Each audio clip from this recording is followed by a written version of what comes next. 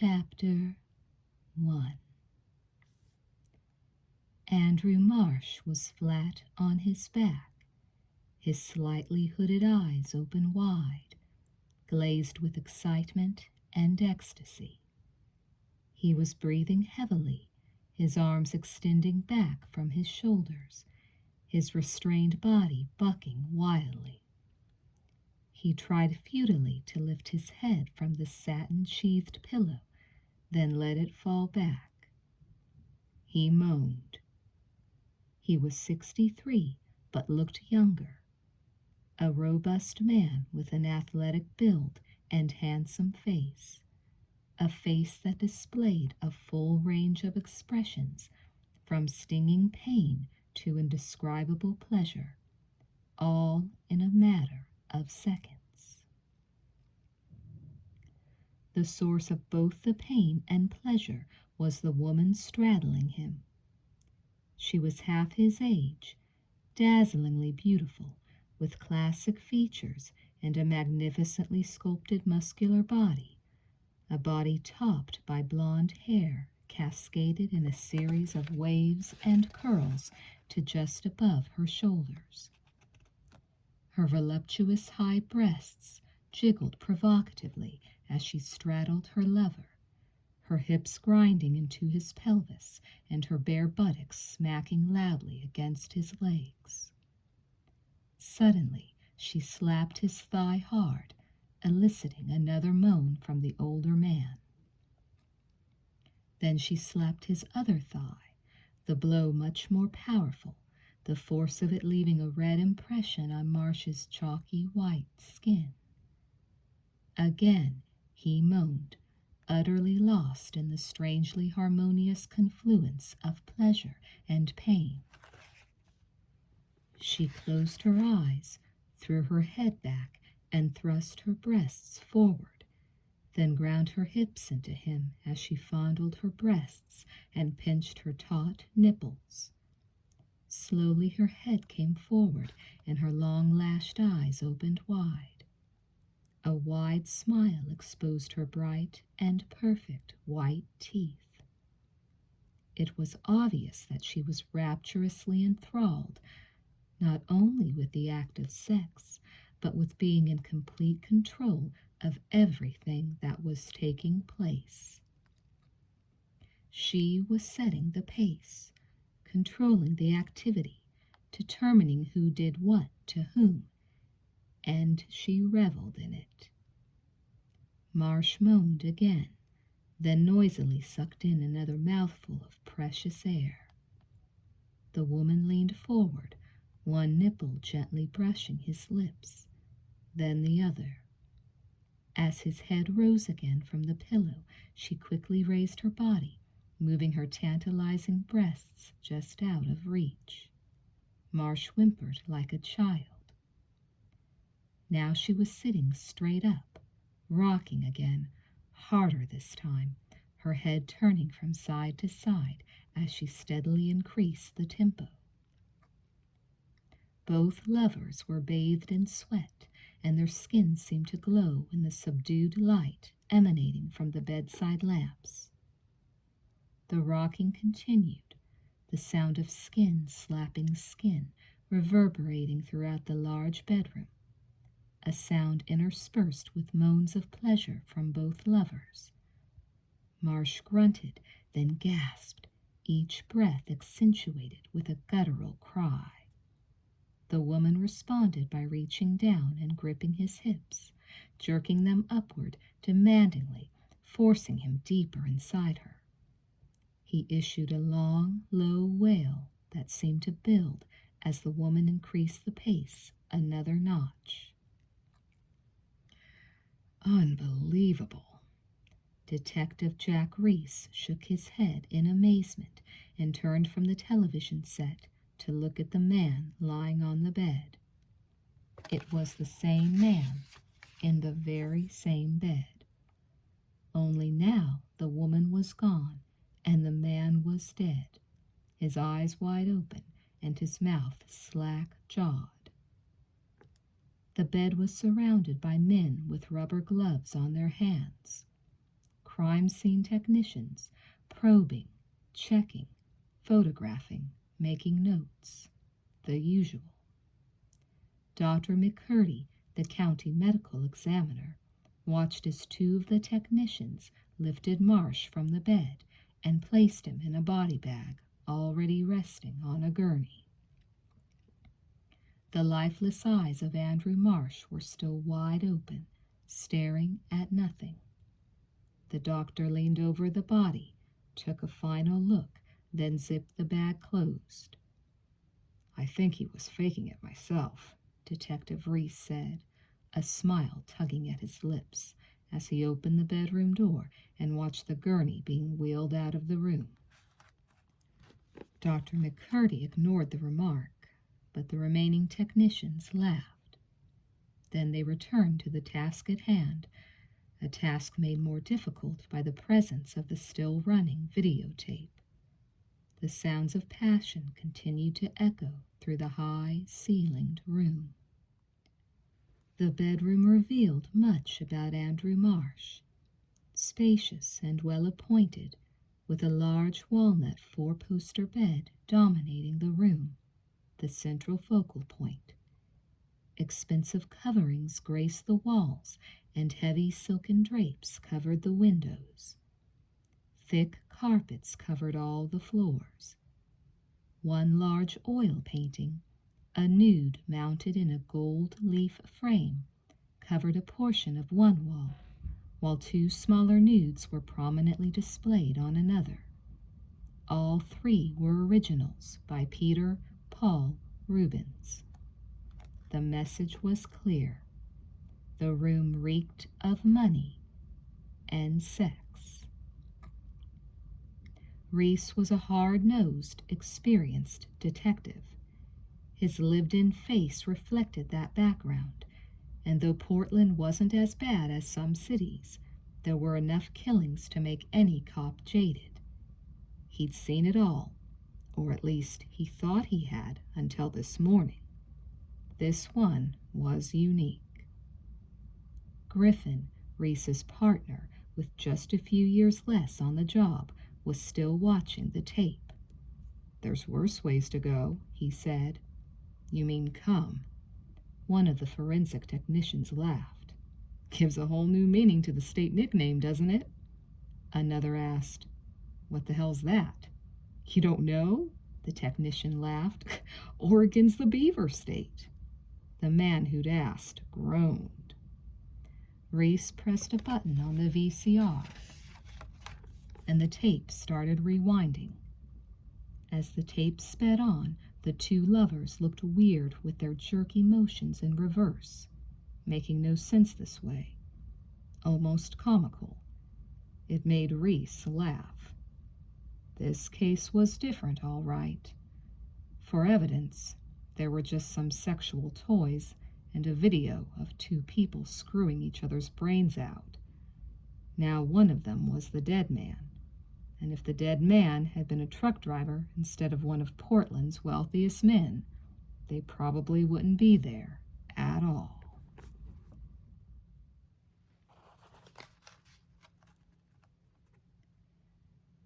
The street was cluttered with official vehicles by the time Assistant District Attorney Robert Garrett arrived at the scene. Several police cars, the ME's van, and an unmarked detective's car sat in the unrelenting rain. Garrett grabbed his battered black umbrella, opened it, and stepped out of his car into the rain. A single uniformed policeman guarded the door of the stately home. He peered down the street as a news truck pulled away from the curb, then fishtailed on the wet street, its tires failing to find traction on the slick pavement. It had been raining 4 hours. Already the storm drains were flooded and water rushed down the gutter like a small creek. Garrett leaped over it and landed on the curb. Then he began to hum a few bars of Singing in the Rain as he walked toward the house. Already he was girding himself, just like the homicide detectives and the technicians. They all did it. He stopped to let the men with the gurney wheel past him and load the corpse into the ME's van. Dr. McCurdy was right behind them. "Lousy morning for it," Garrett said, moving his umbrella over McCurdy to afford some protection. "Mr. Andrew Marsh, tagged and bagged," McCurdy said. "Better him than us, huh?" "So what did him in?" Garrett asked, as he watched McCurdy climb inside the van. "Looks like cardiac arrest." "Really?" Dr. McCurdy grinned. "You look disappointed." "Who knows? Maybe I'm wrong. I'll call you later." Garrett nodded, then walked quickly toward the house. In truth, he was disappointed, for this was the kind of high-profile case he loved. If, in fact, there was a case. But there had to be something, or they wouldn't have called him in. In his mid-30s, Garrett was of average height and trim, except for some slight puffiness in his cheeks. The trimness was due to regular workouts in his home gym. His swept-back black hair topped a face that was round and pleasant, with thick eyebrows, dark, often twinkling eyes, but eyes that could become cold and foreboding in an instant. His full, wide lips were often formed in a smile, but he was a man of moods. Sometimes the smile became a sneer. He was a vain man, acutely aware of his good looks, not entirely narcissistic, but close, and near obsessive about his wardrobe. He liked to dress well and look good, and everyone knew it. But his almost overpowering charm, the result of street smarts and education, overshadowed his vanity and made him more human. The overall effect, the carefully manufactured persona, had an impact on women and juries, and Garrett knew it. That confidence was expressed in every move he made. Everyone liked him, especially women, for he had an uncanny knack for being able to read them, a skill he exploited to the fullest. At the front door, Garrett closed his umbrella and handed it to a uniformed policeman. "Full house," he said, offhandedly, as he sauntered into the large foyer. "I'm not a fucking doorman," the cop said, glaring at Garrett's back for a moment. When he received no reply, he dropped the umbrella in a corner of the hall. The interior of the house was impressive. Garrett let out a low whistle as he took it all in. Andrew Marsh had been one of Portland's wealthiest men, and his eclectic taste was clear in the furnishings. Very classic, from the thick carpets covering the floors to the costly originals on the walls. The entire house bespoke a man who liked to spend his money, not hoard it. Here and there, carved wooden pedestals held busts of ancient Greeks and Romans, while others displayed more modern works, some of them by American sculptors. There was an understated elegance about the place that made Garrett wonder if Marsh had hired a decorator or chosen everything himself. Probably a decorator, he thought. Most businessmen had the tastes of a wild goat. Garrett took a minute to fix the image of the rooms in his mind, then headed upstairs, passing a departing cop on the way. As he wandered down the darkened hallway, he could hear voices in the bedroom, a soft murmur as the crime team went about their business. He also heard another sound, the low, throaty moan of a man, then the more intense, sharper cry of a woman in ecstasy. His curiosity piqued, he pushed open the door of the bedroom, instinctively stuffing his hands in his pockets so he didn't inadvertently touch anything.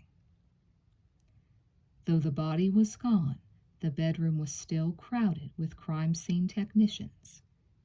Garrett knew most of them and nodded hello. His attention was immediately drawn to the walnut-framed 30-inch television set, the source for the sounds of passion he'd heard earlier. A man he immediately recognized as the deceased was lying on his back.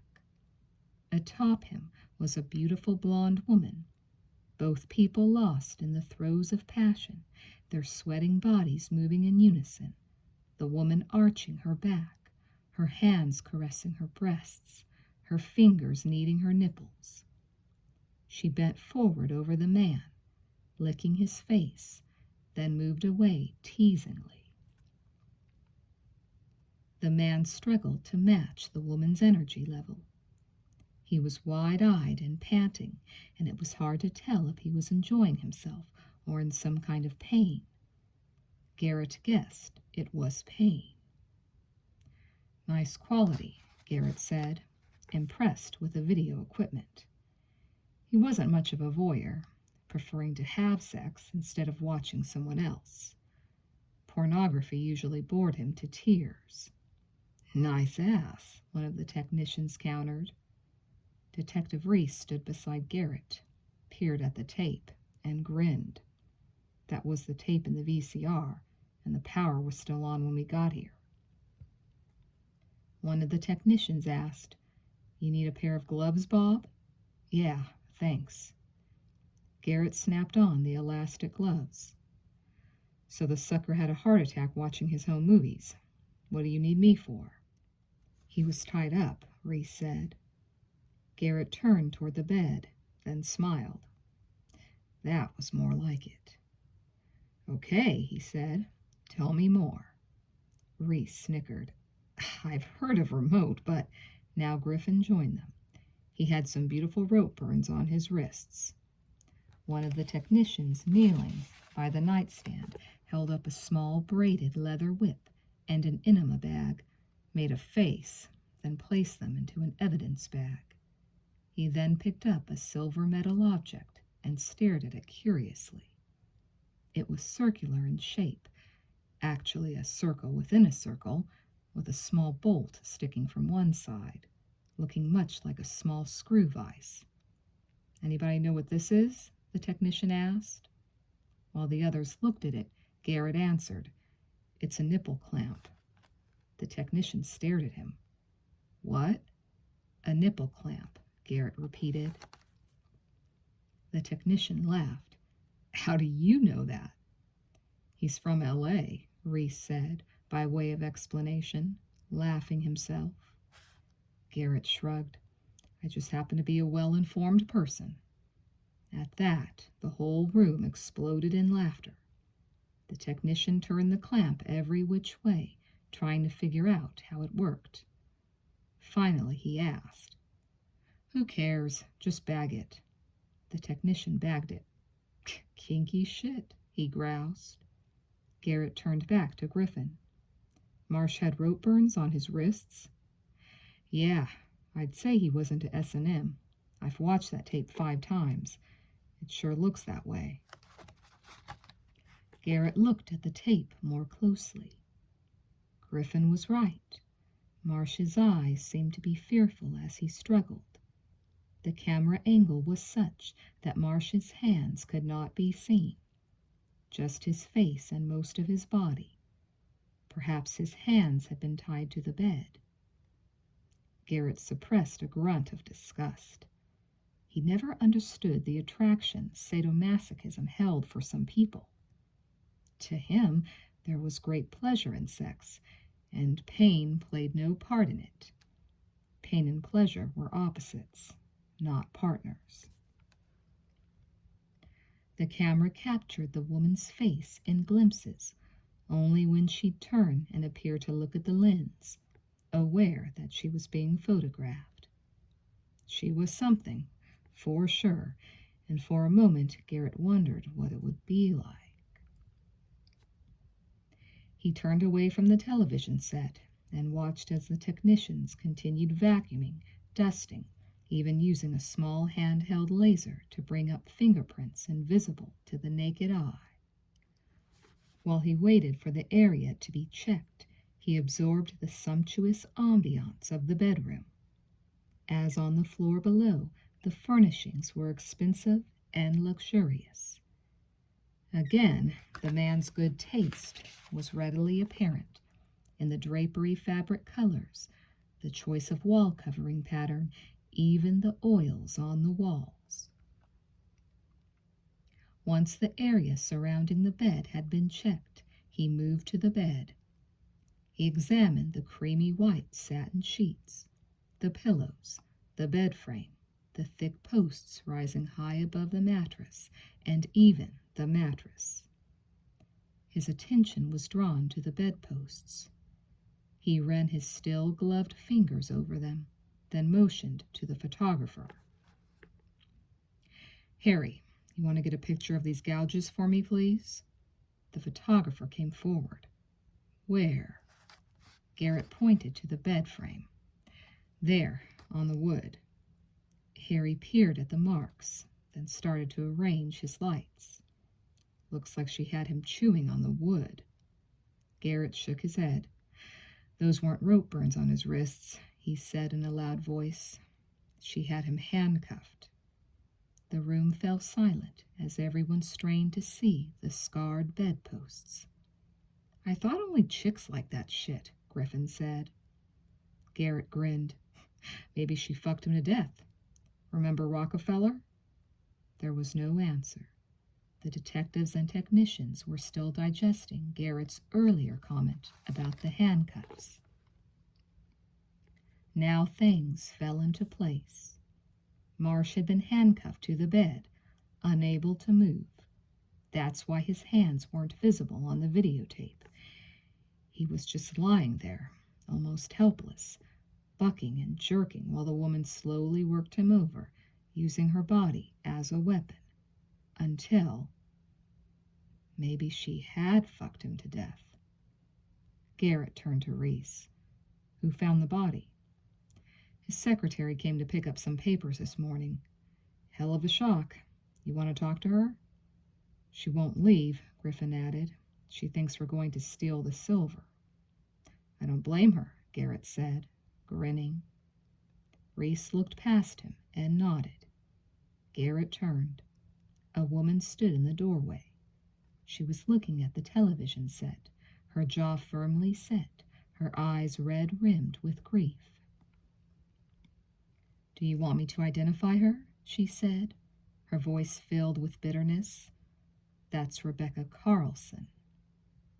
Griffin, taking his cue from an embarrassed Garrett, who was giving the television set a sharp look, moved to the VCR and pushed some buttons, trying to turn it off. He finally found the right one, and the image disappeared.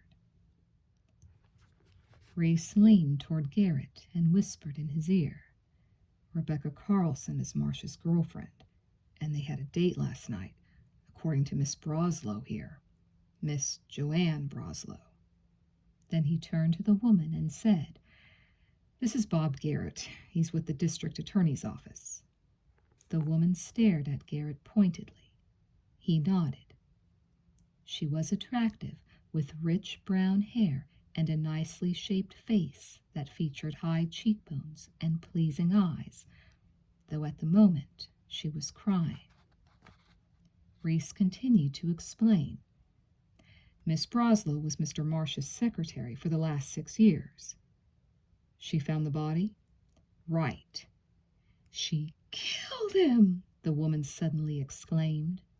Then, tears streaming down her face, she left the room. Reese turned to Garrett, his face wreathed in a big smile. "You got your first witness." Garrett followed Joanne Broslow out to the balcony. The rain was gentle now, the sound of it hitting the roof a soft rush. Joanne was staring off into space, her eyes pinched in anger, her hands gripping the railing so tightly her knuckles were white. She was pretty enough, but her makeup was subdued, like the clothes she wore. He guessed she was rather prim and inhibited, disgusted by what she'd seen her boss doing with the blonde. "What makes you think it wasn't a natural death?" Garrett asked, his voice soft and soothing, the natural charm oozing out of him. She didn't look at him. "The whole situation was unnatural," she said. "You saw her." He waited. She turned to face him. "No," he said. "All I saw was a videotape." She spoke through tightly clenched teeth. "What you see is what you get." Garrett took a deep breath, exhaled, then said, "I'm not a psychic, Miss Broslow. If you have something to tell me, I wish you'd—" "He was 63 years old," she exclaimed. "He couldn't handle it. She wore him out. Is that clear enough?" He concentrated on her eyes, eyes that held contempt. Clearly, she had nothing to contribute except her personal animosity toward the woman in the video. Not much of a witness, after all. "Well," he said, "I appreciate your analysis of the situation." She was unimpressed. "Even if you don't call that murder, it was." And then she brushed past him and went back inside. He stood there for a minute, thinking. So far, it didn't look much like murder. Fun and games, more likely. Except Reese had said the tape was in the VCR when they'd arrived, and it looked like Marsh had been handcuffed to the bed at one time. Was he alone when he died? Or was the woman in the tape still there? If so, why had the woman left without calling for help?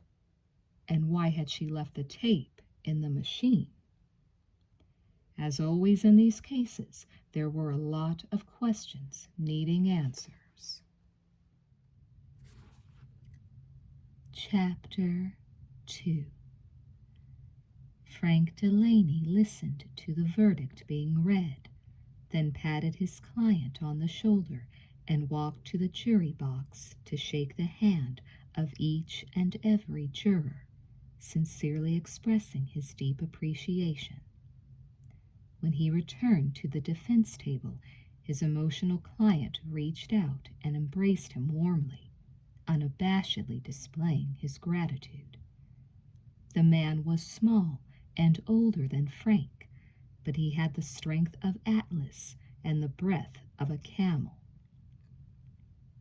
Frank, feeling awkward, patted the man on the back, then looked over his client's shoulder and saw his courtroom adversary, Assistant D.A. Robert Garrett, fighting hard to hide his disappointment at losing a case. Garrett was eyeing Frank venomously. Frank simply shrugged.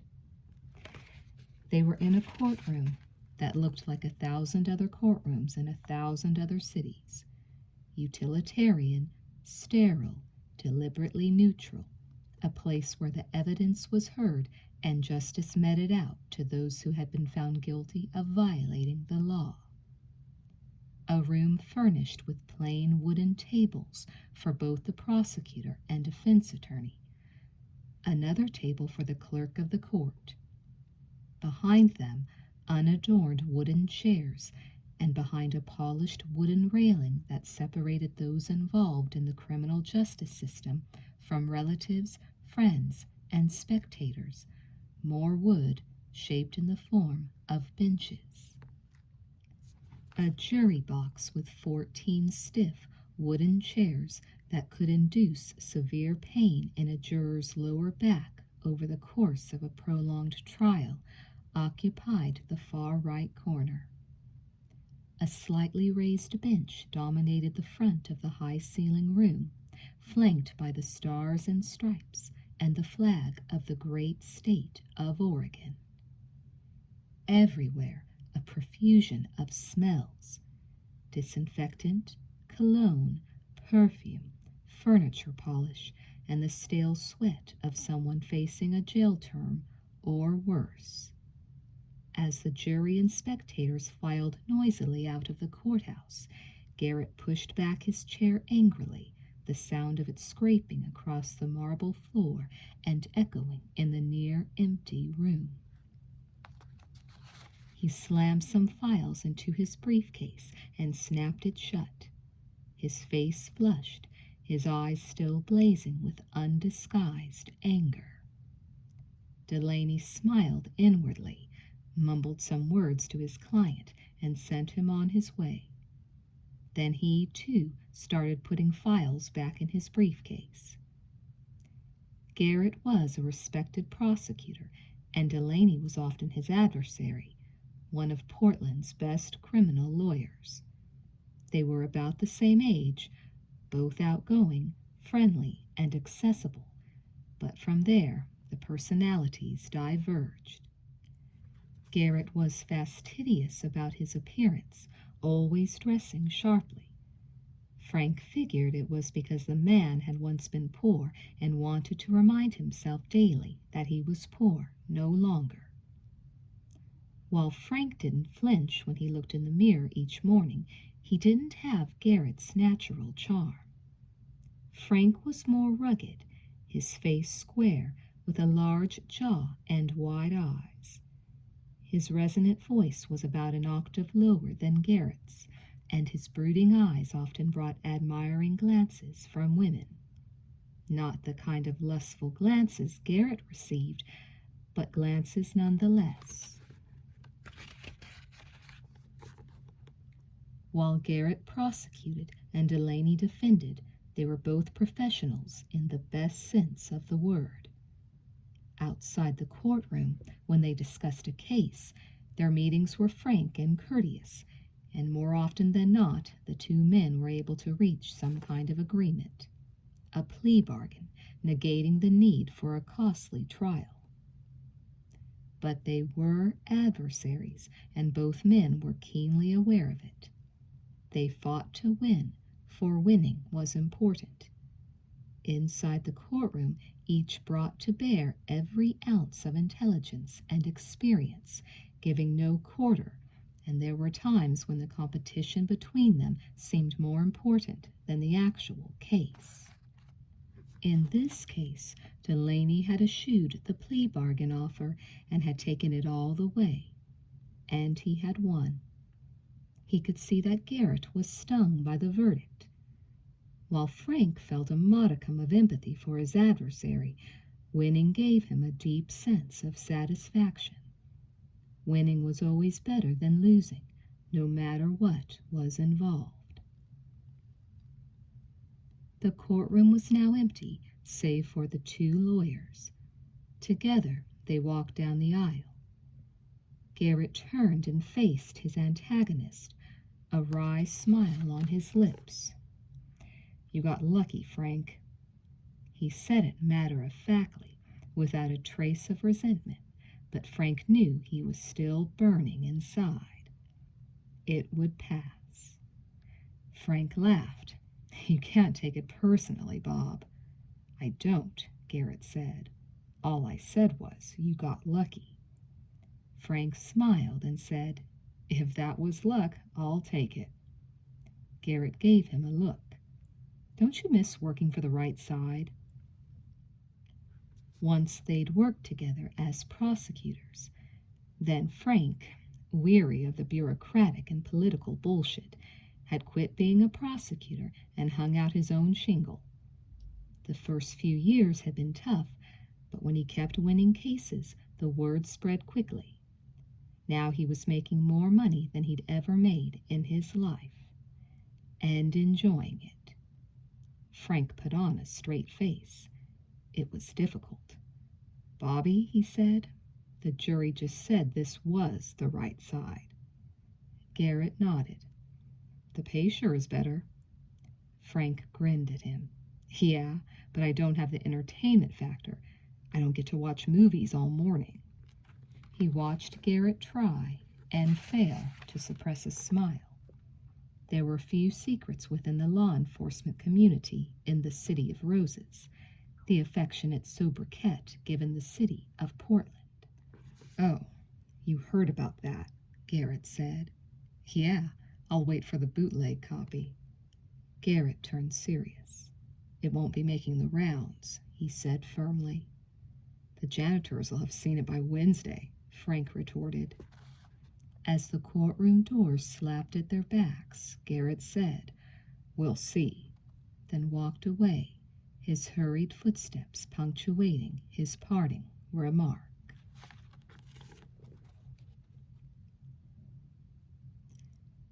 Back at his office, a cheer went up as Frank entered the foyer. The office was large, expansive, and modern, with large windows overlooking the river.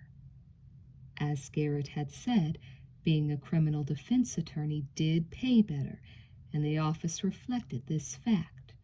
From the luxuriously lush carpets and subtle wall coverings to the ceiling-mounted suspended light fixtures, there wasn't a fluorescent light anywhere in the office. The furniture, even the secretarial stuff, was of high quality, as was the office equipment, all top of the line. Not ostentatious, but solid. On either side of a wide, carpeted hallway, cubicles housed associates, secretaries, one paralegal, 2 clerks, and 1 full-time investigator. The sound of fingers dancing across computer keyboards melded with the gentle whir of copying machines and muted ringing telephones. The place seemed alive, vibrant, a busy, successful law office, and that's the way Frank liked it. It was good to let people know he was thriving, for success bred success. Even the perception of success was a plus. One of the associates, Gabe Wider, Frank's junior partner, was ecstatic about the verdict, still bubbling over with enthusiasm. "I heard you had the jury back in less than an hour," he said, his eyes expressing awe. Frank was his idol, his mentor, the man he most wanted to emulate. 43 minutes, actually," Frank said. From a cubicle on the other side of the room, Charlie Biggs, the firm's investigator, yelled, "A new office record." Biggs had a telephone pressed to his ear, but his massive black hand covered the mouthpiece. Frank grinned at him. Yes, it was a new office record, a resounding win. Frank raised a victorious fist and went into his office, more cheers ringing in his ears. His office was spacious, a corner suite with a view of both the river and half the city. He dumped his briefcase on one of the visitors' chairs, removed his overcoat, and hung it in the closet. His personal secretary, a brisk woman in her 50s, calmly placed a list of phone messages on his desk. "Congratulations," she said coolly. He was used to her composed deportment. She was never one of his cheerleaders, but it wasn't personal. If she failed to exhibit fervor for a cherished victory, he knew it didn't mean she wasn't on his side. She was. "Thanks," he said, hanging up his suit jacket and loosening his tie. "Anything special?" She pointed to the list. "As a matter of fact, there is. The second name from the bottom, Rebecca Carlson, that's Andrew Marsh's girlfriend." Biggs was off the phone and standing by the open door. Now he stuck his head in and said, "She's the chick on the tape." Frank looked up at him in awe. "How do you know that?" Biggs shrugged, feigning nonchalance. "From one of the janitors at City Hall." Frank threw back his head and laughed. Garrett would be purple with rage if he'd heard that. "Really? They saw it?" Biggs nodded. I hear they had 'em a real dog and pony show going on up there. I'll tell you, sometimes white people just puzzle me. I mean, did this old guy really think he could keep up with a sweet little number like that?" Frank took a seat behind his desk and leaned forward. "From what I hear, he did all right for a while." Biggs shook his head. "I'm sorry, man, but I ain't never heard of no brother dying from too much pussy." Frank glanced at his secretary. So did Biggs. Her face was red, and her lips were so tight they were white. Biggs let out a laugh and clapped her on the back. She was not amused. Frank tried to smooth it out. "They taught him to talk like that at NYU, he said." She was not mollified. Frank changed the subject. "What'd she have to say?" "Who?" she asked. "Miss Carlson." "Oh, she asked if you could come to the funeral today, in case there was a problem." "What problem?" "She already thinks she needs a lawyer," Biggs said. Frank grinned. "I love a client who's prepared." "What's the word? Is there some reason charges might be filed?" Biggs nodded. "Rumor has it that Garrett's fixin' to make something out of it. It's not as simple as it looks." "I see," Frank said. "I told her you were in court," Frank's secretary said. "When is it?" "It started at 2. Frank looked at the wall clock. Like everyone else, he'd heard the rumors about Rebecca Carlson and the death of Andrew Marsh. Now he was intensely curious. It was already 3. "I can make it," he said, standing up, rebuttoning his shirt and reaching for his jacket and coat. "I hope there was a long eulogy," Biggs called after him as he strode out the door. Delaney turned and smirked at him.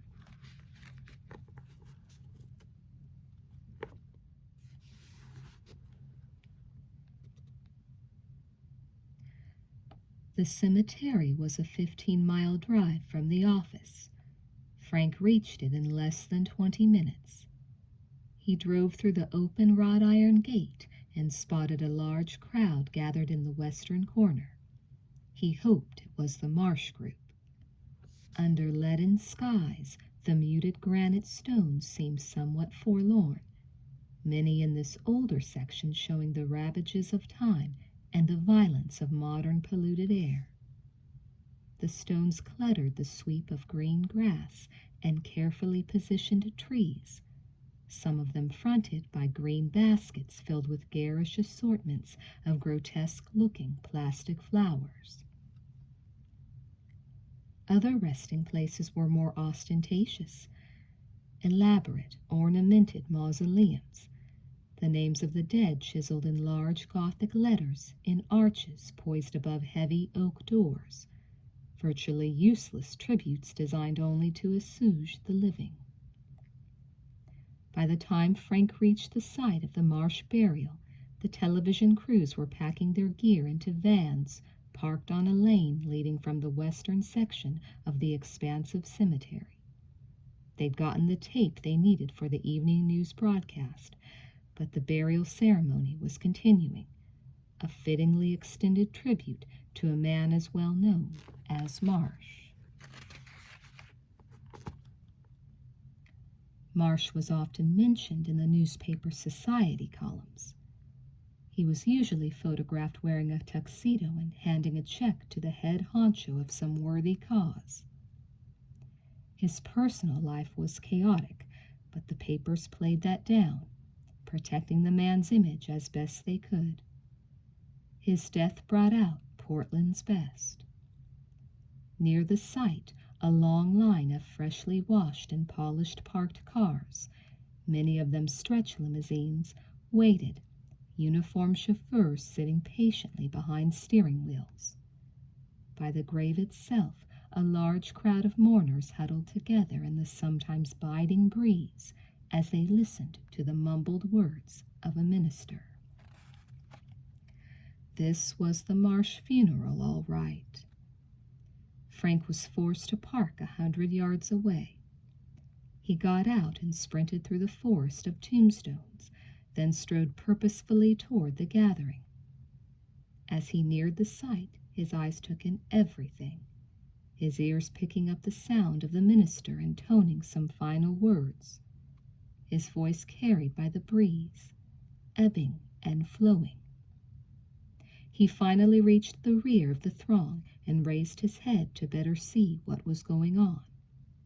The casket was being lowered into the ground, the hoist creaking noisily.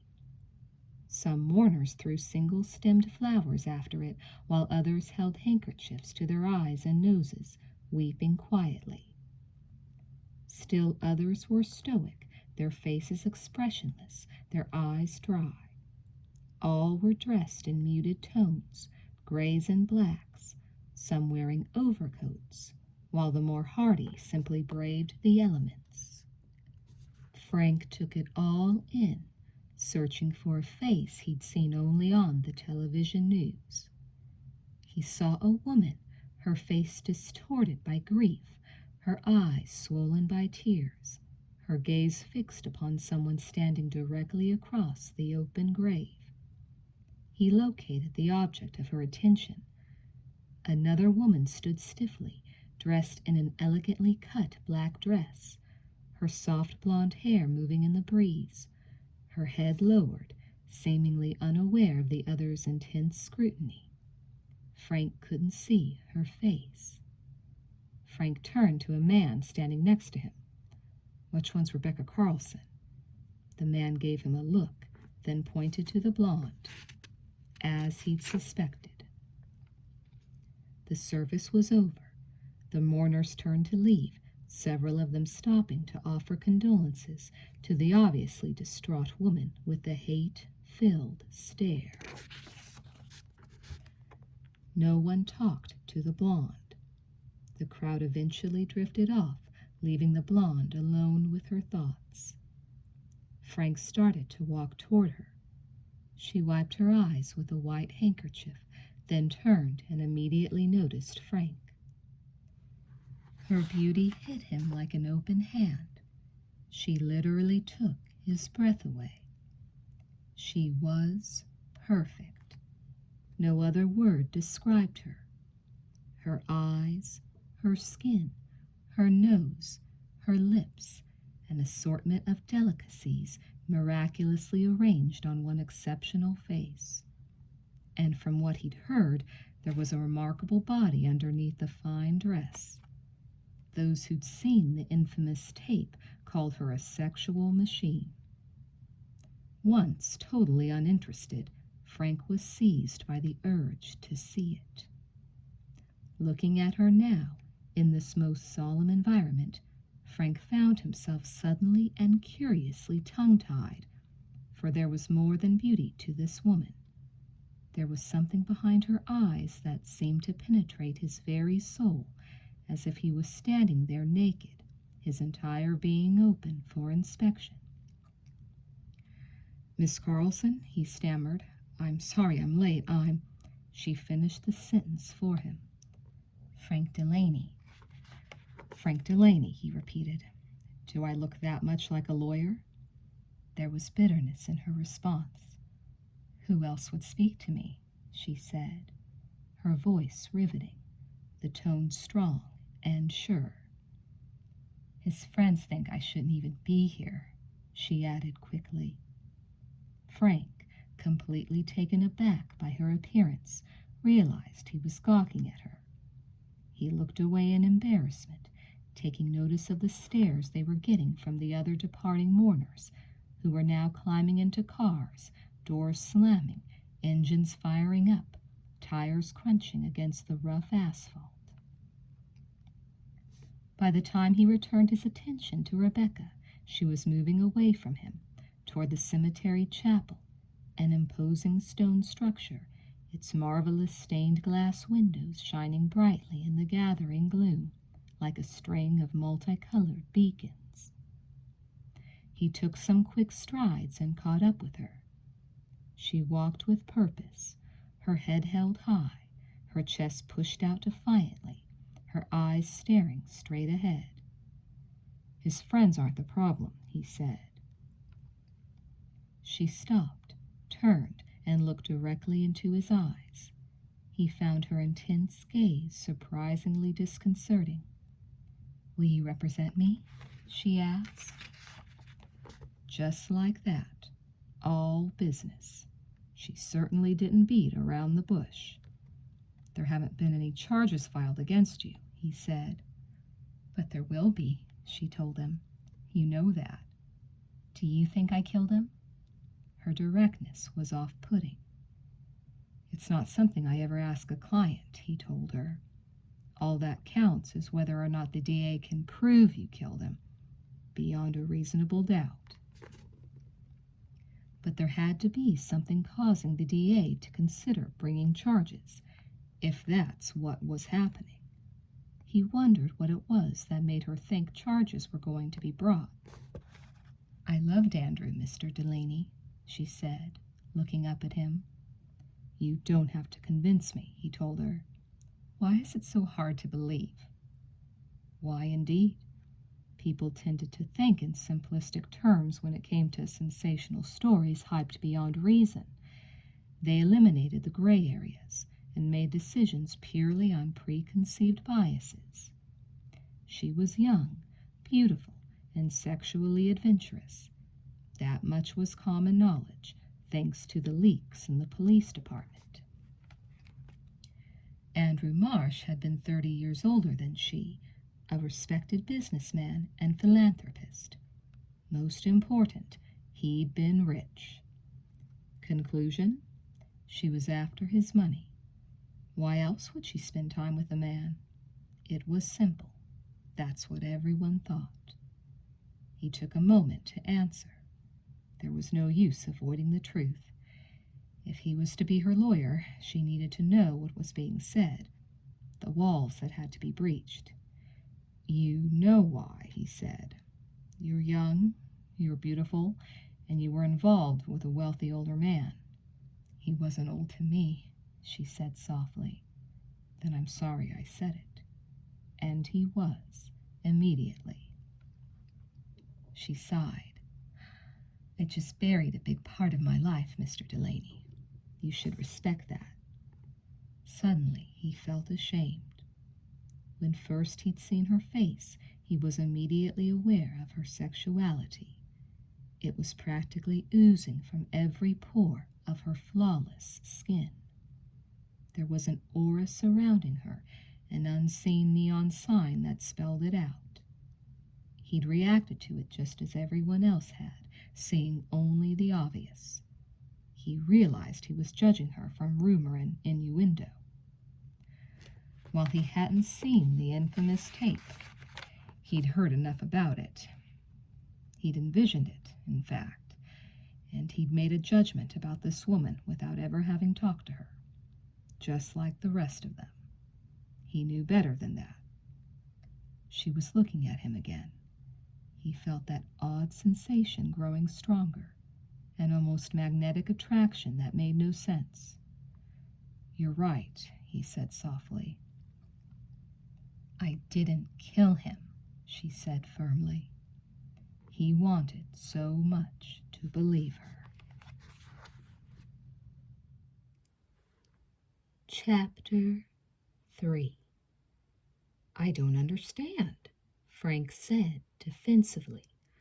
"I've defended killers, dope dealers, the scum of the earth. That's my job, and until now, you've accepted it. But here, with a woman who has yet to be charged with a crime, you're throwing darts at me. What's the big deal?" "No big deal," his wife Sharon told him. "It's just that you're going to be made to look the fool for taking this one for a client. I just know it, and I hate to see you lose." He was baffled. "What on earth makes you say something like that?" he asked. "She didn't love him," Sharon said assuredly. Frank's face fell. "How the hell do you know?" She looked at him and groaned. "Ugh, what? You believed her?" "Actually, yeah, I did." "You're a romantic."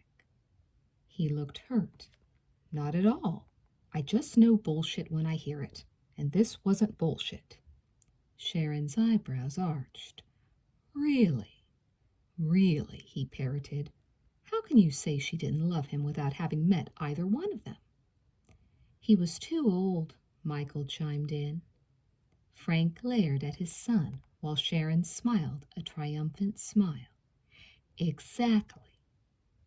He turned away and stared out the window of the cafe, a fabulously, deliriously successful enterprise owned by Sharon. A cafe and bookstore, the favorite hangout for Portland's hipper population, and unlike most inn places, catering to an often fickle clientele, this one had endured. Famous authors on a book promotion tour made it a point to come by and autograph copies of their latest. Sometimes they did readings. Either way, the cafe was becoming a must for authors, both local and national. One wall was exposed brick, decorated with prints and some signed art created by patrons. Soft track lighting cast a warm glow on the assembled art. The delicious aroma of fine coffee and good food permeated the room, adding to the warmth. But books and good food were only part of the cafe's appeal. The bulk of its customers were not book aficionados, but were more interested in seeing and being seen wherever their peers chose to gather. And for the past few years, this was the place to do it. The place was almost always filled with conversation-minded people who often had to raise their voices to be heard. They prattled on about their work, their love lives, their hopes and dreams, compared notes, argued politics, religion, and sexual mores. Constantly. Outside, there were almost as many as were inside, all waiting patiently for a cherished place at the bar, or better yet, a table. Some sat on the stylish French park benches while others milled about, standing, talking, occasionally peering in the window and wondering how long it would be before they could enter. Frank had a table. He was privileged, the husband of the owner and manager. Sharon was a brilliant and hard-working entrepreneur, a great wife, and a terrific mother to their 10-year-old son, Michael, a kid somewhat mature before his time. It was a good marriage, but subject to the usual strains associated with making a living, pressures exasperated by competing egos. Frank and Sharon had managed to adjust to the wacky work schedule that conspired to keep them apart much of the time. Sharon usually started at 6 in the evening and stayed until closing time, 2 in the morning. She was still asleep when Frank awoke and prepared for his workday.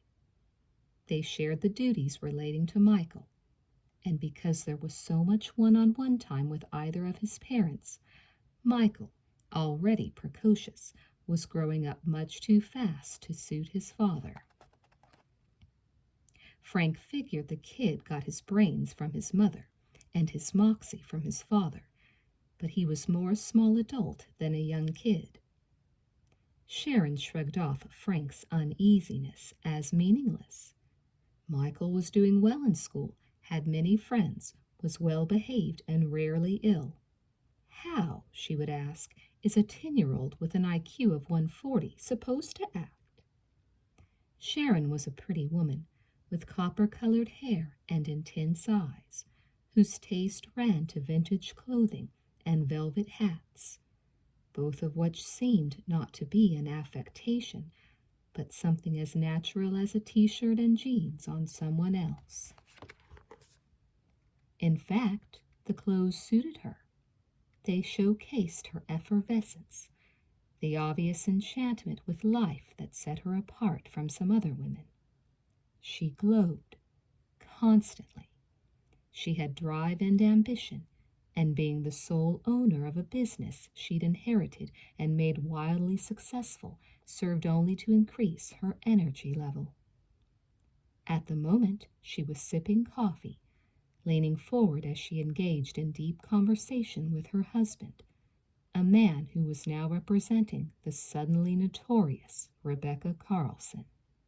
And she wasn't happy. Rebecca's face had been plastered all over the television broadcasts during the evening news, the lurid details connecting her with the recently deceased Albert Marsh, topic A throughout the entire city. Sharon had been idly watching the 6 o'clock news on the television above the bar while rinsing glasses. Her attention had been drawn at the mention of Albert Marsh's sudden death. She knew the man, had met him twice. Both times he'd been a guest in the coffee house, and each time he had been there with a different woman. He'd never been with Rebecca Carlson, though the woman now linked to his death. They'd shown her picture on television, and one look had convinced Sharon that she didn't like the woman. And when she learned during dinner that Frank had taken Rebecca Carlson as a client, the news annoyed her. For the last few minutes, she'd been trying to explain to Frank exactly why she was annoyed. It wasn't working, for he wasn't really listening to her argument. As usual, his mind was made up. Frank glared at his wife. "That's a very narrow view of love," he said. Sharon was not to be placated. "It's what the jury's going to think," she said. Frank was about to reply, but one of Sharon's regular customers, a man, walked past their table and squeezed her shoulder. She looked up and beamed at him. "Hi, Mark." The man waved and joined a woman sitting at the bar. He leaned over and kissed the woman on the lips. Frank stared at him, upset at the man's familiarity with his wife. In fact, they were all just a little too friendly with her to suit him. Sharon knew them all by their first names. It was one reason the place was so successful. Oh, sure, there was an ambiance not found in most places, an atmosphere carefully crafted by Sharon, who had what amounted to a gift for decorating. But it was the force of her personality that made everything click. Each night, hundreds of young people came and went. Portland's finest and most affluent young people, most of them on the fast track, their careers burgeoning, their lives full, each one known personally to Sharon Delaney, who made it a point to memorize each name and every face. She loved them all, and they felt that warmth. She loved them not just because they were customers, but because they were her people. The movers and shakers, the intelligent, witty thinkers, the future of the city and beyond. And they loved her right back. She made them feel important and appreciated. At other places, they were just customers. Here, they were all VIPs, and Sharon made a fuss over each one, inquiring as to their latest triumphs, commiserating with them if things had taken a temporary turn for the worse. "Did he have any family?" Sharon asked suddenly. Frank's mouth was full of food. He was still staring at the man and woman at the bar for no particular reason. He returned his gaze to Sharon and shook his head. Then, swallowing, he said, "Lots of wives, no kids." A waitress approached the table and, after a nod from Sharon, whispered something in her ear. Sharon pushed back her chair and stood. "The register needs me again," she said. "I made a mistake going electronic. Are you here for a while?" It was always like that at the cafe. The business came first, and he resented it. He didn't like playing second fiddle to anyone or anything, but Sharon was forcing him to do it. I don't want to hog the table, he said, looking around the crowded room. His voice was edged with sulkiness. He wanted her to urge him to stay. She disappointed him. She gave him a shrug as if to say she agreed with him. Then, as she saw another customer approach, she stood up, placed her hand on her hip, and pretending to be upset, said, "Jamie, how'd you sneak past me?" The man laughed. "I saw some friends." Sharon followed his gaze. "Those are your friends?" "Those are my friends." She grabbed the arm of a passing waitress. "Pour a glass in the house for every one at table 7. Suddenly weary and realizing he was about to become irritable, Frank announced, "We're going to go on home." "I have to lock up tonight," she said, as she leaned over and kissed the top of his head. He saw it as a condescending move. "Why don't you just hire a manager?" he muttered. "Because at least I won't be stealing from myself." It was her pat answer, and it was no answer. She always claimed she was indispensable, but he knew better. He knew lots of successful people who'd mastered the art of prudently delegating responsibility. Not Sharon. She was a strong-willed woman, eager to have things her own way, uninterested in the mundaneness of motherhood and wifely posturing. This was her domain. Here she called the shots and made all the decisions. The customers were eager to be her friend, not Frank's. This was her success, and Frank knew she wouldn't subjugate her feelings of triumph to cater to his less important needs.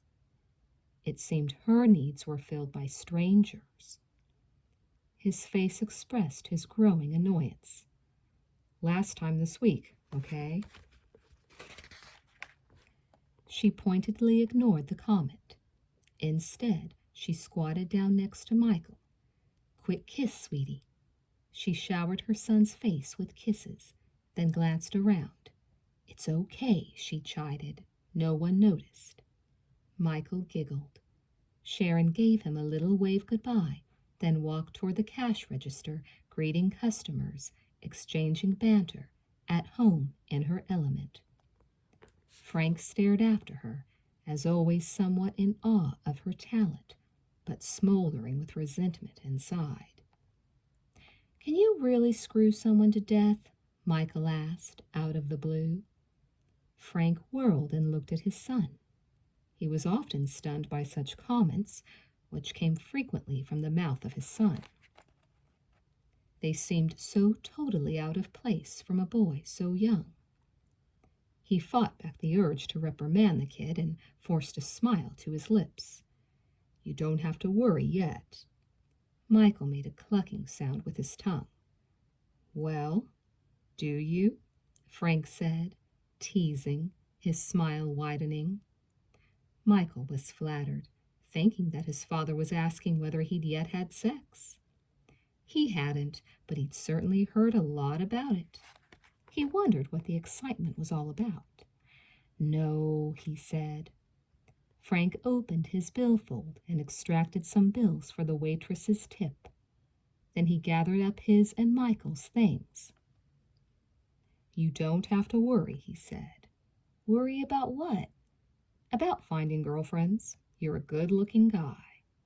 Michael stared at his father. The grin was gone. Now his father's face was very serious. Michael took it to mean his father was telling him the truth, not teasing like before. His small chest swelled with pride. "Let's go," Frank said.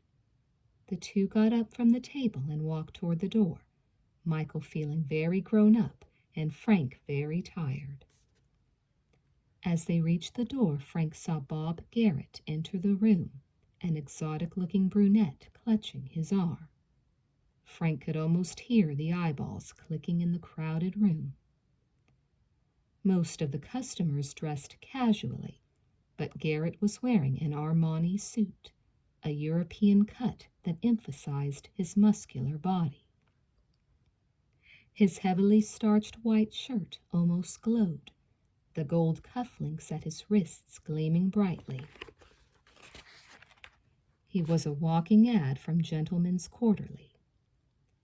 His companion, her flowing dark hair hanging with precise carelessness over her shoulders, wore a low-cut red jersey dress that almost screamed for attention. Her full breasts rose and fell with her breathing, and her dark eyes surveyed the room with an intensity that captured everyone's attention. She was wearing Moschino, Frank's favorite perfume. He'd given Sharon a bottle of it for her birthday. She'd worn it once to please him, but that was all. She preferred more flowery scents. To the women in the room, Garrett's companion was a man-eater. To the men, she was a living, breathing fantasy. The rumble of conversation diminished appreciably. Garrett, aware of the approving stares, had his familiar cockiness back. As Frank expected, the Lawson court had been forgotten. There were other mountains to climb, and the woman on his arm looked like Garrett's first order of business. Garrett made a point of not introducing her to Frank. "Early night, Frank?" he chided. "It's a real luxury, isn't it?" Frank said, smiling, looking at the woman, giving her a sympathetic nod of the head. She looked at him vacantly. Frank wanted no more banter. He was tired from the mental exertion of the day. He wanted to be home relaxing, able to spend some time with his son, away from this crowd of overachievers. Quickly he placed his hands on Michael's shoulders and pushed him through the crowd and out the door, the sound of soft laughter, tinkling crystal, and busy silverware fading behind him.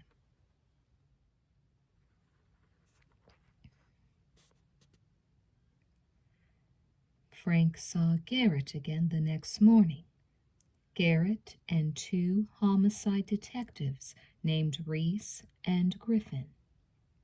At Garrett's request, Frank and Rebecca appeared at police headquarters for what was termed an informal discussion of the events surrounding the death of Andrew Marsh. It wasn't informal, and it sure wasn't a discussion. More like an inquisition.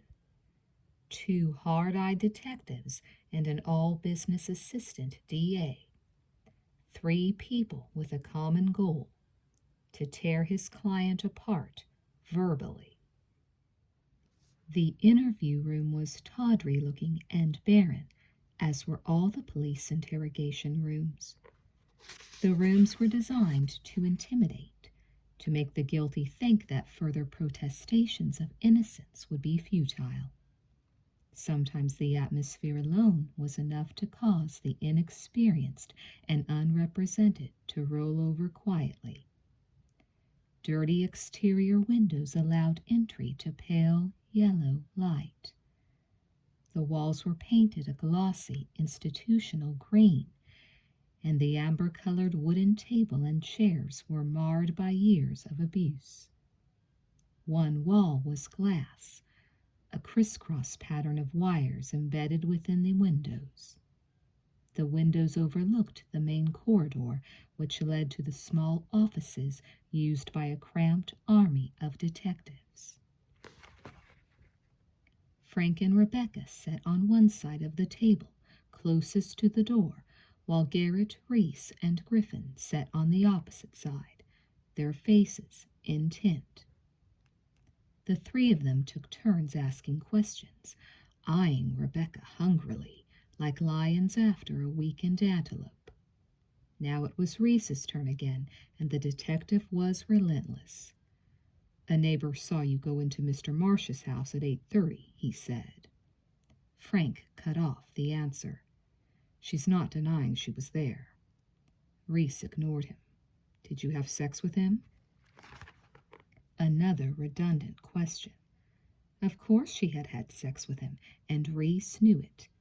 Half the city of Portland had probably seen the goddamn tape of Rebecca having sex with Andrew Marsh. Rebecca answered with one word: "Yes." Garrett asked. Did you handcuff him to the bed? Again, Frank tried to stop her from answering. Don't tell me it's relevant, Bobby. Rebecca answered anyway. Yes. Frank glared at her. You didn't have to answer that, he said, some heat in his voice. No, Garrett said, waving Frank off. We appreciate her honesty and cooperation. Sure they did. Frank was beginning to seethe. He'd warned Rebecca to let him guide her through this, and she was ignoring him.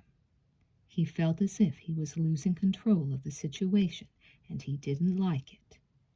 He told her before the meeting not to volunteer anything. Just answer the questions. Don't try to be cute. Don't insult anyone, and always wait before answering in case Frank wanted her not to reply. Now, under the pressure, some of his instructions were being ignored. Bullshit, he snapped. What time did you leave his house? Griffin asked, ignoring Frank's outburst. Rebecca looked at Frank. He almost sighed with relief. He gave her a look that said it was okay to answer this particular question. Around midnight, I suppose. But then she added, if I'd known it was going to matter, I'd have paid more attention. Frank squeezed her elbow, giving her the signal to stop talking. She turned to Frank, her eyes filled with sadness, and said, What's wrong with saying that? It's true. Do you use cocaine? Reese asked suddenly. Frank felt his pulse quickening. He could sense they were going somewhere with this line of questioning. Quickly he said, Cocaine use is illegal in the state of Oregon. I've never used it in Oregon, Rebecca added. Frank gritted his teeth. Garrett suddenly burst out laughing. He was mocking her, letting her know that he thought her qualification was obvious. He looked at her as if he could see right through her. His attitude was starting to get to Frank. He didn't like the angry sound of his own voice as he asked, Can we move on, please? The assistant DA wiped the smirk off his face. Did Mr. Marsh use cocaine? Never, Rebecca said. Garrett's eyes narrowed. The toxicology tests came back positive for cocaine. There it was, the hook, the reason for all of this. But Rebecca had an answer ready. Then it's a false positive, she said. We never did any drugs. Not even poppers? Garrett asked, his eyebrows raised in total disbelief. She just told you they didn't use drugs, Frank said forcefully, his irritation building. They had nothing. They were hounding her, trying to manufacture a case from pixie dust, hoping she'd spill her guts and hand it to them on a platter. At the same time, they were openly deprecating, their manner and body language expressing unspoken thoughts. Volumes of them. Their leers said it all. They were ingrates, and they were wrong about Rebecca. Frank was certain of it.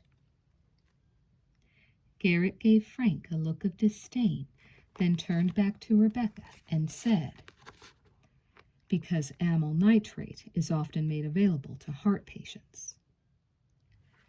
Frank tensed as Garrett watched Rebecca's face for a reaction. Amyl nitrate was an old drug once used in the treatment of angina. That was before nitroglycerin became widely available. Amyl nitrate was hardly the drug of choice for heart patients anymore. But it was used illegally, and it was called a popper as it was used primarily for sexual enhancement purposes. Purchased on the underground market, the drug was usually inhaled just prior to orgasm. The drug caused the blood vessels to dilate quickly, thereby intensifying the orgasmic sensation, a very dangerous practice. Garrett continued, Were you aware of Mr. Marsh's heart condition? He had a little arrhythmia, she answered. That's not a heart condition. Garrett picked up a yellow legal pad, studied it for a moment, then said, Mr. Marsh had an advanced case of heart disease. Rebecca took a deep breath. She seemed taken aback. She glanced at Frank, then gazed at the table vacantly. He said it wasn't serious. Her voice was uncertain, almost tentative. Why would he have lied to you about it? Garrett said, pushing. She shook her head, looking very unsure of herself for the first time. The room grew silent. For a moment, Rebecca said nothing. She sagged a little in the chair, then caught herself and sat up straight, tugging at the hem of her dress. She looked weary and depressed. Small tears began forming at the corner of her eyes. She chewed on her lower lip, then choked back a sob. I never know why men lie, she said. They just do. Men lie. She said it with such conviction that Garrett was nonplussed. He dropped his gaze and shuffled some papers while he tried to gain back control. Frank smiled at his discomfort. The bastard was too clever by half, but Rebecca was holding up well, her obvious sincerity affecting all of them. Would you describe yourself as a dominatrix? Garrett asked, out of the blue. Frank was infuriated by the question. There was no need for this verbal brutality. Anyone could see Rebecca was suffering. Back off this, Bob, he snarled. Again, Garrett ignored him. A sadomasochist? He asked, pushing hard, the leer back on his face. It was too much. Frank, his face flushed with anger, grabbed Rebecca's elbow, urging her to stand. Confused, she stood up. Frank put a protective arm around her waist. The interview's over, he announced. Do you want to charge her? Go ahead. Otherwise, you can contact Miss Carlson through my office. Garrett shrugged. Fine. They were all staring at her, their faces devoid of expression. Then Frank took Rebecca's arm and started toward the door of the interrogation room. Griffin and Reese seemed mesmerized by her sensuous walk. They completely missed Garrett's signal. Reese! Garrett barked. Reese quickly flushed with embarrassment. Frank and Rebecca were almost out the door when they heard him say, Rebecca Carlson, you're under arrest for the murder of Andrew Marsh. Frank could hardly believe his ears. He whirled and looked at Garrett, who shrugged sheepishly, like a kid who'd been caught with his hands in the cookie jar. Then Frank stole a glance at Rebecca. He could see the terror in her eyes. She stood riveted to the floor, her body stiff from shock, her mouth open and her eyes wide. Quickly the shocked expression changed to a look of pure terror. Reese was still giving the Miranda warning. You have the right to remain silent. As Reese talked, he and Griffin took Rebecca by the arms and escorted her away. She flung her head back and looked over her shoulder at Frank, her expression one of sheer panic. Frank! She looked small and fragile at that moment, totally confused and vulnerable. Frank's heart sank. He'd let her down terribly. There was no reason, no evidence, nothing that warranted an arrest. It was crazy. Garrett was out of his mind. I'll have you out as fast as I can, he yelled after Rebecca. He watched until they were out of sight. It was all he could do to not run after them and rip her out of their grasp. Then he turned his attention back to Garrett, who was making a big deal of repacking his briefcase. Frank was livid. His eyes were like lasers, boring into Garrett's skull. "Trying to get your name on the front page, Bob?" he shouted. "Is that your game?" Garrett said nothing. He looked at Frank as one would look at a recalcitrant, retarded child. A mixture of disdain and sympathy. "You fucking sandbagged me!" Frank yelled. Garrett smiled, that same cocky smile he'd had last night at the cafe. "Well," he said, throwing Frank's own words back at him, "don't take it personally." It was a taunt, and Frank lost his cool right then. Before he could even think, he moved forward, shoving Garrett's chair so hard it skidded back against the wall. There was a thunk as Garrett's head smacked the wall. Garrett stared at Frank in shock. "Jesus, Frank!" Frank didn't answer. He simply stood there, clenching and unclenching his fists. The assistant DA stood up, rubbed the back of his head, and reached for his briefcase. "You're spending too much time around criminals," he said calmly. "It affects your judgment." Then he strode out of the room. Frank followed him down the hall and around a corner, then another, the clatter of ancient typewriters and ringing telephones receding in the background. "You don't have probable cause," Frank said, finally finding his voice. "Sure I do," Garrett said. "Marsh's will leaves all $10 million to your client, which would have even given me a motive." That was stunning news. Frank fought hard to hide his surprise. "She admits she was there the night of the murder," Garrett added. "You don't know if it was homicide," Frank said. "And the method's self-explanatory," Garrett continued, ignoring Frank's challenge. "You want to tag her body as the murder weapon?" Frank screamed. "Exhibit A? Is that what she is? It's not a crime to be a great lay." Garrett grinned. "Good thing, or I'd have to be indicted myself." The man was becoming insufferable. "This is a ridiculous case," Frank argued. "Drop the charges. Save the state some money. You can't convict her with what you've got." Garrett smiled. "In conjunction with cocaine slipped to a rich old man suffering from heart disease, I can make that case." They'd reached the exit door. Garrett pushed it open and strode down the sidewalk. Frank stayed at his side, still angry, still confused, still trying to get Garrett to reconsider. To no avail. Garrett was confident, the confidence giving him an edge, making him break out in a wide smile. "Take your pole out of the water, Frank. The fish ain't biting today. Tell your client she has until the prelim to trade down to a first-degree manslaughter. Grab maybe 20 years. He grinned. She could be out in 7. Frank's anger threatened to overflow again. "The only time she's ever going to do is what she's doing right this minute.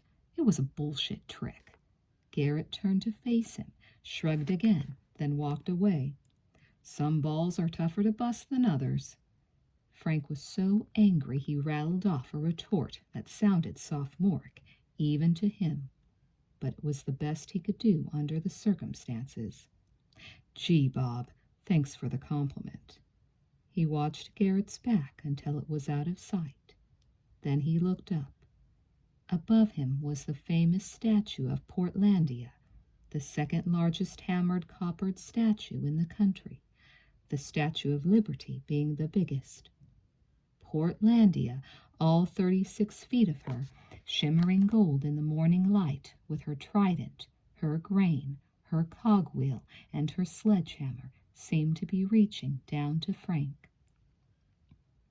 Frank shivered in the cold, damp air, consumed by a sudden sense of ominous foreboding that stayed with him all the way to his car.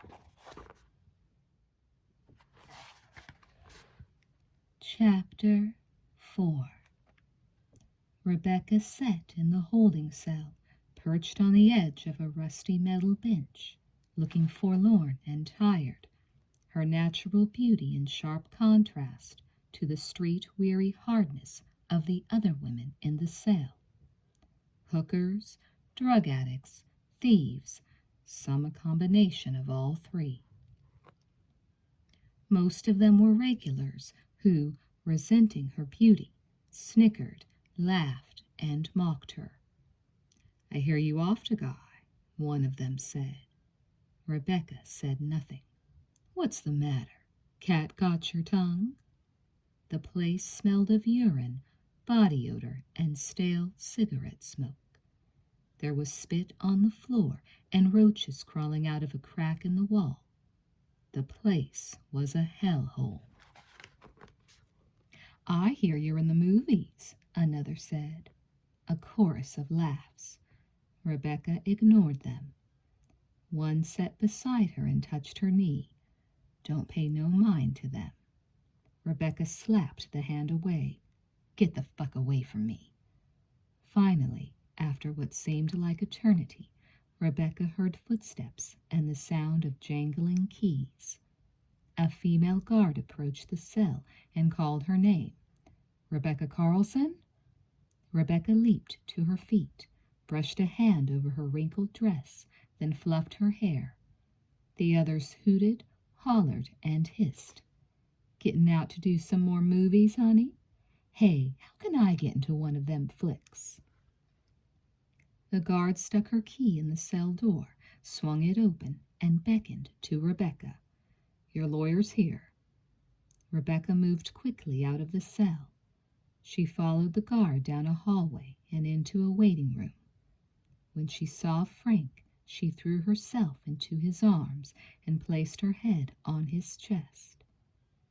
Frank gripped her arms and gently pushed her back, looking deep into her tortured eyes. "Are you okay?" he asked. She shook her head. "It's awful. I can't believe this is happening." Frank took her arm and escorted her through the labyrinthine hallways and walkways toward the door of freedom. At the door, he stopped. "They're out there," he said quietly, "in force." "Who?" "The press, newspapers, TV, the works. You're big news all of a sudden.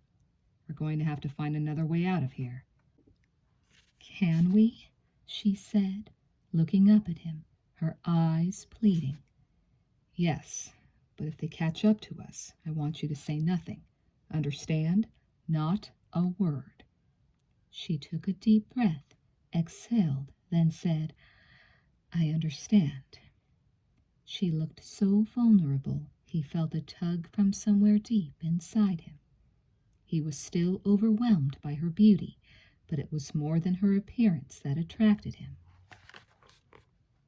While he was aware of her potent sexuality, that sexuality was now subdued. The fires of inner passion banked, repressed by her frightening encounter with the criminal justice system and all of its inherent power. A much different kind of power. Already her face displayed the effects of a mere few hours spent in jail.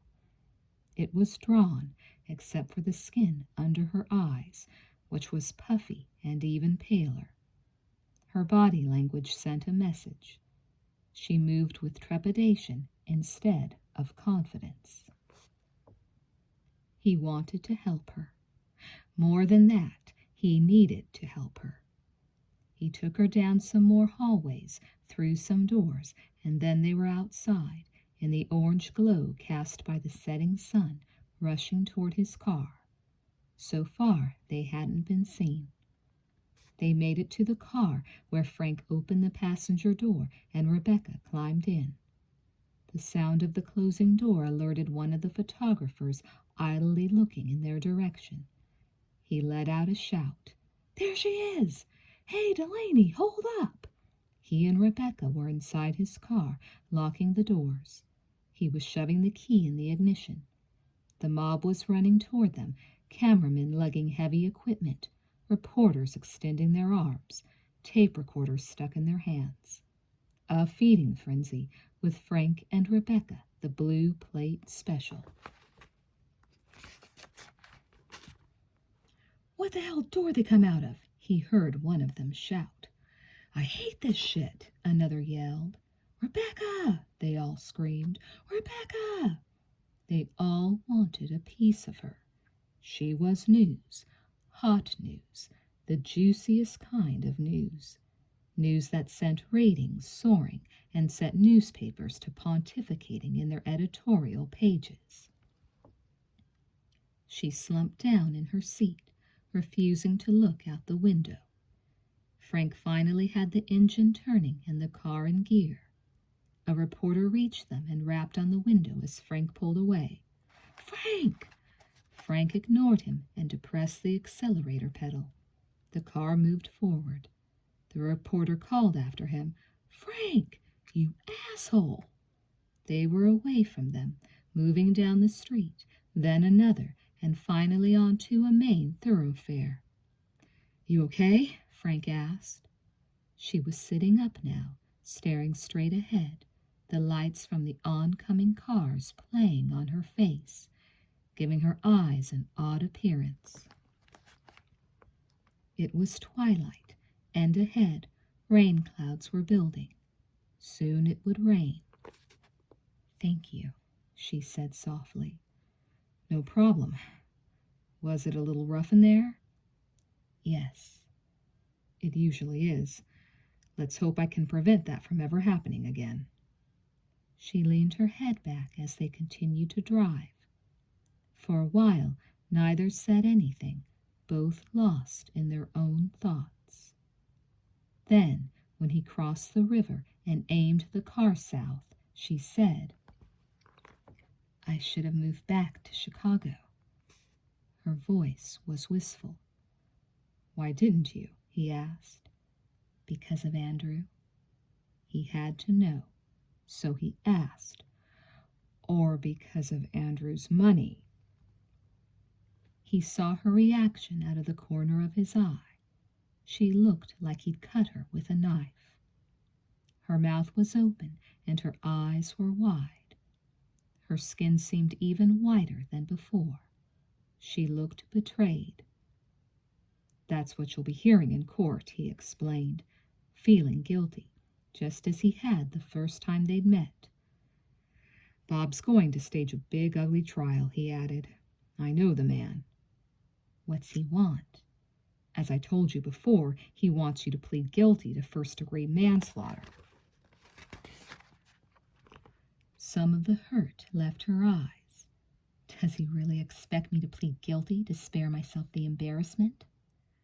I don't think so, he said. I think the offer is for show. I think what he really wants is a trial. I'm not guilty, she insisted. I won't plead guilty to anything. He had to shake her up again, and he did. I'd feel better if you weren't in the will. He could hear her intake of breath, the sound of shock. Andrew put me in his will? Was it an act? He didn't know. He decided to find out. Don't start jerking me around, Rebecca. You're the sole beneficiary. She said nothing for a moment. Then, how much? Jesus, so much for nobility. He almost laughed out loud. Maybe Sharon was right. Maybe Rebecca would make him a fool after all. Maybe he was being sucked in by a manipulative, scheming. Wouldn't you ask? She said innocently, as if reading his mind. He thought for a moment, then said, $10 million, give or take. She turned and looked out the window. That looks like a hell of a motive. It was, indeed. I know how Bob works, he said. He's going to build his case on your sex life. He'll drag out every dirty little thing you ever did. It wasn't dirty, she said, correcting him in a matter-of-fact way. He shook his head in frustration. Not to you, not to Andrew, but people here have straighter views about sex. Anything they don't do themselves is dirty, and believe me, they don't do much. That's not true, she said. her confidence quickly returning. They were discussing a subject with what she was most familiar. They do it all, Frank. They just don't talk about it. They're all such hypocrites. He snorted. He hated it when clients thought they understood the human mind. It was bullshit. Juries were unpredictable at best, but in matters of sex, they were always prudish. Always. The ones who understood aggressive sex rarely made it to the jury pool. They found ways to avoid serving on juries. Well, he said, these hypocrites are going to sit in the jury box and listen to Bob say you led Andrew Marsh into perversion. I didn't have to lead him anywhere, she said, her voice strong and sure. Andrew knew what he wanted. He was the most passionate man I ever met. He wanted to explore, and I showed him how. What's wrong with that? Nothing. All we did was make love. He couldn't resist. In handcuffs, he added. She looked at him, then said, it was different, but it was still making love. She paused, then asked, have you ever seen animals make love, Frank? It's intense, it's violent, but there's such passion. We're not animals. Yes, we are, she said quietly. She sounded so sure of herself. He turned and stared at her, seeking a new insight into this strange woman. As it had been the first time he'd seen her, the sexuality was overpowering, fighting off the vulnerability that had cloaked her just minutes ago. The skin that had been white was now flushed with color. She was amazing. Suddenly she reached for the steering wheel and yanked it. A car horn blared, very close.